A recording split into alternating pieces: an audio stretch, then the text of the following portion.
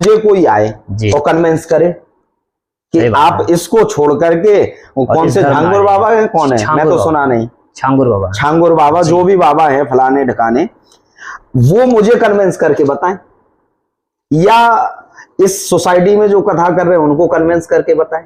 तो नमस्कार, मैं शक्ति और आप देखना शुरू कर चुके हैं संघर्ष सूत्र। सावन का पावन पवित्र जो है कि महीना चल रहा है, भगवान शिव का सब लोग आराधना करते हैं, भगवान शिव का सब लोग बहुत ही शौक से जुनून से पूजा करते हैं। इस दौरान जो है कि अभी यहाँ पे महापुराण का कथा चल रहा है और अभी हम लोग पंचशील सोसाइटी में हैं, ग्रेटर नोएडा वेस्ट में, और हमारे साथ सौरभ कृष्ण जी जो आचार्य है हमारे साथ जुड़ चुके हैं। तो सबसे पहले आपका स्वागत है बाबा। राधे राधे, हर हर महादेव। कैसे हैं गुरु जी आप? एकदम बढ़िया। तो सावन का जो है कि पवित्र अभी त्योहार चल रहा है, सावन का जो है कि अभी हर लोग भगवान शिव का आराधना करते हैं, पूजा करते हैं। तो ये जो महापुराण अभी हो रहा है पंचशील सोसाइटी में, ये महापुराण कथा क्या है, थोड़ा इसको विस्तार में बताएंगे आप? ये श्री शिव महापुराण की कथा है जी, जो कि 24,000 श्लोक हैं इसमें जी। और ऐसी शिव महापुराण की महिमा है कि जो व्यक्ति एक बार भी शिव महापुराण सुन लेता है जी, तो वो साधारण मनुष्य नहीं रहता, साक्षात रुद्र के स्वरूप में हो जाता है। भगवान शिव के गणों में उसकी गिनती होने लगती है। क्योंकि इस सावन का महीना भोलेनाथ का अपना पूरा 30 दिन का होता है जी। वो भूमि पर आकर के अपने भक्तों को आशीर्वाद देते हैं जी। दूसरा क्या है कि कथा का समय 4 से 7 है और उसी समय संध्याकालीन बेला होती है जी। तो ये तो उनका महीना ही चल रहा है, लेकिन प्रत्येक दिन शाम को भोलेनाथ भगवती पार्वती के साथ में इस धरा पर आते हैं और भ्रमण करते हैं जी। जहाँ भजन पूजन यज्ञ पाठ जब तब चल रहा होता है तो उनको खूब आशीर्वाद देते हैं, प्रसन्न होकर के फिर वो अपने कैलाश के लिए गमन करते हैं। तो ये श्रावण यानी श्रवण का महीना है, जितना हो सके भगवान नाम श्रवण करें, कथा श्रवण करें, वही हमारे लिए फलदायी है। इस सावन में क्या भगवान शिव के लिए, भगवान शिव को खुश करने के लिए क्या करना चाहिए, क्या नहीं करना चाहिए, इसको भी थोड़ा भक्तजनों के लिए बता दें। देखो, त्याज्य चीजें सबको पता है और प्राय कर जिनका त्याज्य करना चाहिए, त्यागना चाहिए, लोग स्वतः छोड़ देते हैं जी। मांस मदिरा का त्याग करना चाहिए जी। लहसुन प्याज का त्याग करना चाहिए, झूठ फरेब का त्याग करना चाहिए जी। दूसरा आपने कहा कि भगवान को प्रसन्न जी, तो भगवान को प्रसन्न कैसे किया जाए, ये भक्त में सामर्थ्य नहीं होती है। ये भगवान में सामर्थ्य है कि वो हमसे प्रसन्न कैसे होंगे जी, क्योंकि वो भोलों के नाथ हैं जी जी। एक व्यक्ति सीधा साधा होता है, लेकिन वो सीधे साधों के भी नाथ प्रेसिडेंट हैं, इसलिए वो भोलेनाथ हैं जी। उनको तो शिवा जलधारा सदा प्रिया, शिव जी को कोई प्रेम से जाकर के जल भी चढ़ा दे तो वो प्रसन्न हो जाते हैं, और कोई अभिमान में जाकर के उनको सोने चांदी भी पहना दे तो वो प्रसन्न नहीं होंगे, क्योंकि भोलेनाथ के पास अभिमान रूपी दक्ष को, अपने ससुर को भी उन्होंने स्वीकार नहीं किया था। उनको सिर्फ जल चढ़ाइए, प्रेम से बैठिए, ओम नमः शिवाय, जय श्री सीताराम, राधा राधा, जो नाम उनको सुनाइए उससे वो प्रसन्न हो जाते हैं जी। तो आपने अभी सुना होगा कि बाबा ने भगवान शिव का पूजन किस प्रकार करना चाहिए और क्या क्या सावन के महीने में नहीं खाना चाहिए, क्या क्या त्याग देना चाहिए। तो ऐसे तो शिव भक्त जितने भी हैं भगवान के पूजन करने के दौरान और सावन चढ़ते के साथ में ही लोग मांस मंदिरा और लहसुन प्याज खाना छोड़ देते हैं, लेकिन बाबा ये सावन क्या कुछ खास होने वाला है इस सावन में, इसके लिए भी कुछ बता दें आप। देखो, हमारे सनातन संस्कृति में प्रत्येक दिवस खास है जी, क्योंकि जब हम सो करके जागते हैं तो एक नया जीवन होता है। जरूर। जब व्यक्ति सो जाता है तो उसे होश नहीं होता है कि वो कहाँ है और किस स्थिति में है जी। जब वो जागता है तो उसका नया जीवन है, तो वो उस नए जीवन को कैसे जी सकता है, वो कैसे इतने अच्छे काम कर सकता है कि भाई किसी रोने वाले को हंसा दे, किसी गरीब की मदद कर दे, किसी भूखे को भोजन दे दे, किसी बिना चलने वाले व्यक्ति को चलने की व्यवस्था कर दे। ये सावन में यदि व्यक्ति भोलेनाथ पे जितना दूध चढ़ रहा है बहुत अच्छी बात है, उसका विरोध नहीं है जी जी। होना चाहिए, लेकिन अगर कोई वही मंदिर के पास में भूखा बैठा है तो अगर उसको दूध की लस्सी, दही की लस्सी, भोजन भी करा दे तो शायद भोलेनाथ और जल्दी प्रसन्न हो जाए। तो सावन के महीना चल रहा है और सावन के महीने में बाबा हमारे साथ अभी जुड़े, और बाबा काफी चीज ये बताएं जो सावन के समय में करना चाहिए और सावन के समय में जो है कि वर्जनेम भी करना चाहिए, जो हम लोग को नहीं करना चाहिए, क्या कुछ नहीं करना चाहिए, इस जरूर बताएं बाबा ने, और इस पर आप सभी भी ध्यान देंगे और सावन के महीने में इस प्रकार की गलतियां ना करेंगे, जो कि मांस मंदिरा खाना हो या प्याज लहसुन भी खाना, इस प्रकार की गलती ना करेंगे। लेकिन एक्चुअल में भी सावन का महीना चल रहा है, ज्यादा लोग बाबा धाम, गुप्ता धाम और अन्य अन्य धाम पर जाते हैं और उन अपने घर में माता पिता का भी इज्जत नहीं करते हैं, कलेश उनके घर में होता है और वो धाम जाते हैं, तो उन लोगों के लिए भी क्या संदेश देना चाहेंगे बाबा? बहुत अच्छा प्रश्न है आपका। कथा क्या होती है? एक समाज में संदेश देने का काम करती है जी। कथावाचक होता है कि एक समाज सुधारक, दूसरा उसका पर्यायवाची है। तो लोग हजारों किलोमीटर, सैकड़ों किलोमीटर जाकर के गंगा जल लाते हैं, भोलेनाथ पे चढ़ाते हैं, बहुत अच्छी बात है। लेकिन शिव और पार्वती स्वरूप जो भगवान आपके घर में बैठे हैं जी, अगर वो आपके व्यवहार से, आपकी वाणी से संतुष्ट हैं तो आपका प्रत्येक किया गया शुभ कर्म आपके लिए ठीक है जी। लेकिन यदि आपके माता पिता आपके व्यवहार से, वाणी से दुखी हैं जी, तो आप यज्ञ कर लीजिए, कथा कर लीजिए, कावड़ कर लीजिए, जप तप कर लीजिए, वो सिर्फ ऐसा है जैसे राख में किया गया हवन। जब हम राख में हवन करते हैं जी, तो कोई फल सिद्धि नहीं होती है। जब अग्नि प्रज्वलित होती है उसमें किया गया हवन ही हमें फलदायी होता है। दूसरा, शिव महापुराणी हमें ये शिक्षा देता है जी, कि जब शिव जी के दो पुत्र, एक कार्तिकेय जी और एक गणेश जी, दोनों हुए, बोले पृथ्वी की जो परिक्रमा दे करके आएगा उसका प्रथम विवाह पहले कराया जाएगा। कार्तिकेय जी तो अपने वाहन पर बैठ करके चल दिए जी, लेकिन गणेश जी कहीं नहीं गए। गणेश जी ने एक चौकी पर अपने माता पिता पार्वती शिव जी को बिठाया, उनकी परिक्रमा की, चरणों में प्रणाम किया, बोले मेरी तो पृथ्वी की परिक्रमा हो गई जी, आप मेरा विवाह कराइए।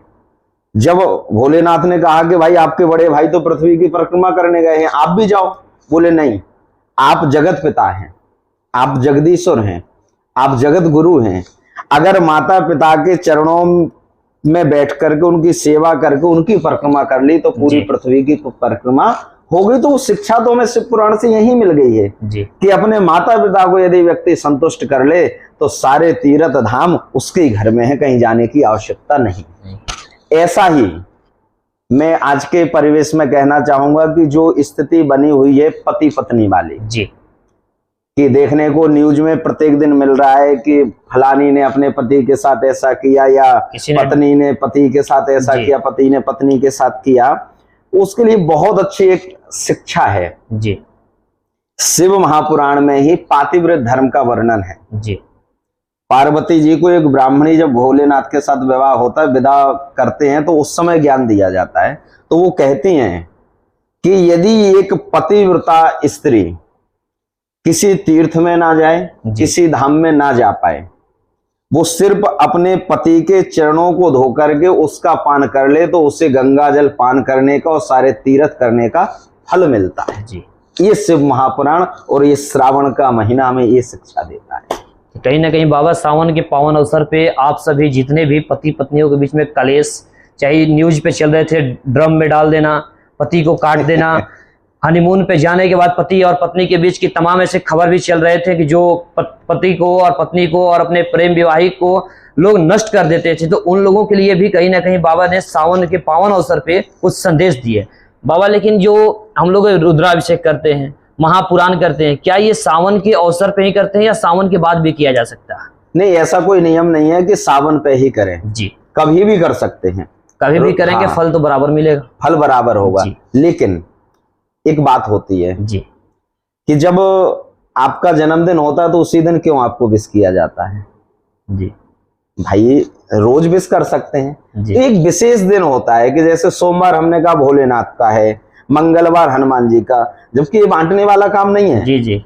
हर दिन भोलेनाथ का है, हर दिन हनुमान जी का है जी। क्या मंगल के बाद 8 दिन तक हनुमान जी गायब हो जाएंगे? नहीं। ये धारणा जो बनी है इसको हम लोगों को हटाना है जी। तो कहते हैं कि जब जागो तभी सवेरा जी। जब आप उठ रहे हैं तब आपके लिए सुबह है, उसमें आपको कोई भ्रम में नहीं पड़ना है। जब समय है तब आप महादेव की आराधना करें, शिव जी की आराधना करें, कृष्ण राम हनुमान जी की कभी भी आराधना करें, उसमें किंचित मात्र भी फल में कमी नहीं होगी जी। लेकिन वो आराधना कैसे की जाए जी, उसके लिए पूर्ण भाव, पूर्ण योग और पूर्णता के साथ में बैठ करके अपना पद प्रतिष्ठा पैसा एक तरफ रख करके जी, तब पूजा में बैठोगे तो वो हर दिन हमें फलदायी होगा। जी। तो बाबा अभी सावन का महीना में आपका इंटरव्यू हम लोग लिए हैं और आप अपना कीमती समय भी दिए, लेकिन जो इंटरव्यू का अंत में जाते जाते आप श्रद्धालुओं के लिए और जो अभी फिलहाल न्यूज भी चल रहे थे उन लोगों के लिए एक मुख्य संदेश क्या देना चाहेंगे? मेरा सिर्फ सबसे निवेदन हाथ जोड़ करके यही है कि अभी तक जो ये स्थितियां बनी है ना, कि न्यूज की जो स्थिति है जो देख रहे हैं सबको पता है, उसका एक कारण है, हम लोगों ने अपनी संस्कृति को छोड़ दिया। जी, शास्त्रों में लिखा है, बोले अगर किसी देश को नष्ट करना है जी, तो सबसे पहले उसकी संस्कृति को नष्ट करो। जी, तो संस्कृति नष्ट करने की जो हमारी पाश्चात्य संस्कृति हम लोगों ने अपना ली, जी, रात में बहुत देर तक जागना, सुबह बहुत लेट जागना, जी, सोना है 2 बजे रात में, जागना है 11 बजे। जी, तो हम लोगों का एक क्रम टूट गया, क्यों? बोले हम पाश्चात्य संस्कृति को अपना लिए। जी, दूसरी चीज जो अभी आज के समय में चल रही है, पहले विवाह होते थे तो ना लड़का लड़की को देखता था ना लड़की लड़के को देखते थे, जी, तब भी चलते थे विवाह, प्रेम था। जी, आजकल क्या है, एक तो स्वयं की पसंद है, गोत्र कुल खानदान मिल रहा है नहीं मिल रहा है इससे भी कोई मतलब नहीं है। जी, आप कर भी लिए, लेकिन शादी से पहली शादी की पूरी रस्में हो चुकी हैं। वो कौन सी एक प्री वेडिंग चली है जो उसने सब बिगाड़ के रख दिया है। जी, शादी 6 महीने बाद होनी है, 6 महीने पहले शूटिंग हो चुकी है, जी, 6 महीने उनकी वार्तालाप हो चुकी है। तो वो जितना प्रेम था वो 6 महीने में तो खत्म हो गया ना, खत्म हो गया। अब वो एक सामान्य व्यक्ति हो गया, एक रस्म बची के वो विवाह होना है। जी, तो लोगों से निवेदन है कि ये हमारी सनातन संस्कृति की कोई भी परिकल्पना ये नहीं है। हमारे यहाँ तो वो था कि जब दूल्हा पहुंचता था तब दुल्हन देखती थी कि ये है, या फोटो के माध्यम से देखा। और आज के समय में तो पहले ही लोग देख ले रहे हैं। अब क्या ही कहा जाए, सब दुनिया के सामने चल रहा है। जी, लेकिन निवेदन एक है कि अपनी संस्कृति से जुड़े रहें, और संस्कृति से तब जुड़ेंगे जब आप सनातन से जुड़े रहेंगे। सनातन से जुड़ने का मतलब है कि आप संतों से जुड़े, जी, ब्राह्मणों से जुड़े, भक्तों से जुड़े, जी, कथा में आए, पूजा पाठ में आए। जब आप कथा में आएंगे तो आपको जो बातें बतलाई जाएंगी उसका आप माइंड आपका डाइवर्जन होगा कि आपका रास्ता वो नहीं है, आपका रास्ता ये है। और जिस घर में पूजा पाठ होती रहती है, संत ब्राह्मण भक्तों का आना जाना बना रहता है, वहां ऐसी चीजें प्रायः कम देखने को मिलती हैं। तो निवेदन यही है कि जितना हो अपनी पुनः संस्कृति की तरफ लौटें, अपने आप को समझें, अपनी संस्कृति को समझें, अपने माता पिता का सम्मान करें, अपने धर्म पर गर्व करें, और जितना समय मिले, मैं ये नहीं कहता कि भाई पूजा ही करते रहो जी। अब पूजा ही करते रहोगे तो घर गृहस्थी किससे चलेगी? जितना समय है, सुबह दोपहर शाम रात, जब समय मिले जी, तब भगवान से जरूर मिले। आप ऑफिस जा रहे हैं, भगवान से मिलके जाएं कि मैं जा रहा हूं, लौट के आए सकुशल आ गए, भगवान से प्रार्थना करें आपकी कृपा से हम वापस आ गए। प्रसाद भोजन पाएं, भगवान से प्रार्थना करें कि आपकी कृपा से भोजन मिल गया। जी। सोने लगे तो भगवान से प्रार्थना करें कि प्रभु रात अच्छे से गुजरे, प्रातःकाल जब बेला हो तो हम स्वस्थ रहें और हमारा जीवन सुखमय हो। यदि व्यक्ति ये 4 नियम अपने जीवन में अपना ले तो फिर उसे घंटों पूजा करने की जरूरत नहीं है, वो 4 मिनट में ही उसकी पूरी पूजा हो जाएगी। जी। अब एक्चुअल में अभी आप एक बात बोल दी है कि अपने धर्म पे लोग गर्व करें।